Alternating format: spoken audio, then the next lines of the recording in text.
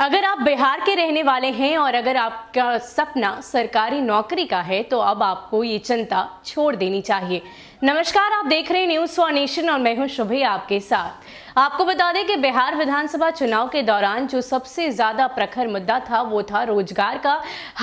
चाहे बात करें विपक्ष की या फिर सत्ताधारी पार्टी की, दोनों ही की तरफ से ये बात लगातार कही जा रही थी। एक तरफ जहां तेजस्वी यादव ये कहते नजर आते थे कि हम अपने पहले कैबिनेट मीटिंग की बैठक में अपनी पहली कलम से 10 लाख लोगों को नौकरियां देंगे, तो वहीं सत्ताधारी पार्टी की ओर से 19 लाख लोगों को रोजगार देने की बात कही जा रही थी। और अब इसी को लेकर सत्ताधारी पार्टी पूरे एक्टिव मोड में है और लगातार नौकरियां निकाल रही है, वैकेंसीज निकाल रही है, जिसको लेकर अब ये फैसले लिए जा रहे हैं कि कैसे युवाओं को रोजगार दिया जाए, उनको नौकरी दी जाए ताकि उनका भविष्य उज्जवल हो। ऐसे में एक बार फिर से बिहार सरकार की तरफ से कई सारे पोस्ट के लिए वैकेंसीज निकाल गई है, कई सारे विभागों में वैकेंसीज निकाली गई है। इसलिए हम आपको इस वीडियो में उन सारे पदों और साथ ही साथ विभागों के बारे में बताएंगे जहां पर सरकारी नौकरी आप ले सकते हैं।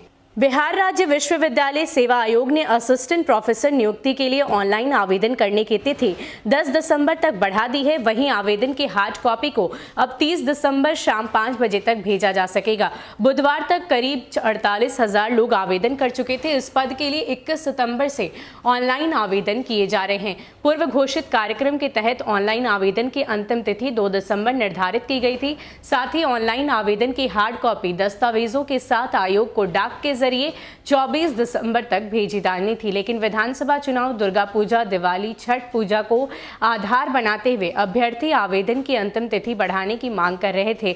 इसके मद्देनजर आयोग के सचिव ने बुधवार को इस तिथि में विस्तार करने की घोषणा की है। इसके साथ ही आपको बता दें कि पीएचडी में जनवरी 2021 तक कुल 784 पदों पर संविदा पर नियुक्ति होगी। इसमें जूनियर इंजीनियर के 500, असिस्टेंट इंजीनियर के 88 पद शामिल हैं। इसके लिए पैनल तैयार कर लिया गया है और 500 जूनियर इंजीनियरों की मेरिट लिस्ट जल्द निकाली जाएगी। वहीं 88 असिस्टेंट इंजीनियरों का पैनल तैयार करने के लिए स्क्रूटनी शुरू कर दी गई है।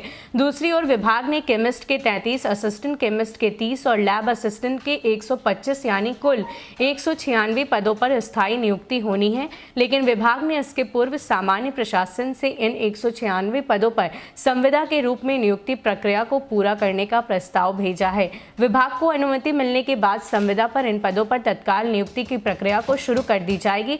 अधिकारियों के मुताबिक इन अस्थायी पदों पर नियुक्ति प्रक्रिया में देर होने के कारण राज्य भर में बने लैब में कर्मियों की संख्या कमी है, जिसका असर नल जल योजना की क्वालिटी पर पड़ा है।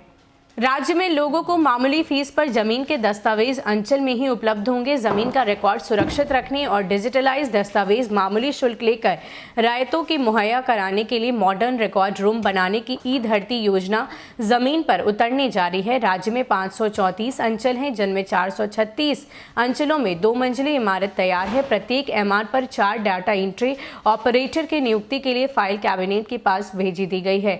मंजूरी मिलते ही 2136 डाटा एंट्री ऑपरेटर की नियुक्ति की प्रक्रिया शुरू कर दी जाएगी। राजस्व एवं भूमि सुधार विभाग के अपर मुख्य सचिव ने बताया कि राज्य के सभी अंचलों में जल्द ही आधुनिक अभिलेखागार सह डेटा केंद्र काम शुरू कर दिया जाएगा। तो आपको बता दें कि पीएचडी विभाग में 784 पदों के लिए नियुक्ति की होनी है और साथ ही साथ अगर हम राजस्व एवं भूमि सुधार विभाग की बात करें तो वहां पर भी नियुक्ति होनी है, जिसके लिए तमाम जो पद खाली हैं उनकी जानकारी हमने आपको दी। तो अब आप कहते हैं तो सरकारी नौकरी की चिंता छोड़ देनी है और जो भी पद आ रहे हैं, जो भी नियुक्तियां हो रही हैं, उसके लिए आप अपने फॉर्म सबमिट कर सकते हैं। उसकी भी तिथि को अब बढ़ा दिया गया है, जो कि 10 दिसंबर कर दिया गया है। फिलहाल के लिए इतना ही। ऐसे ही अपडेट्स के लिए आप हमारे साथ बने रहिए और देखते रहिए न्यूज़ फॉर नेशन। नमस्कार।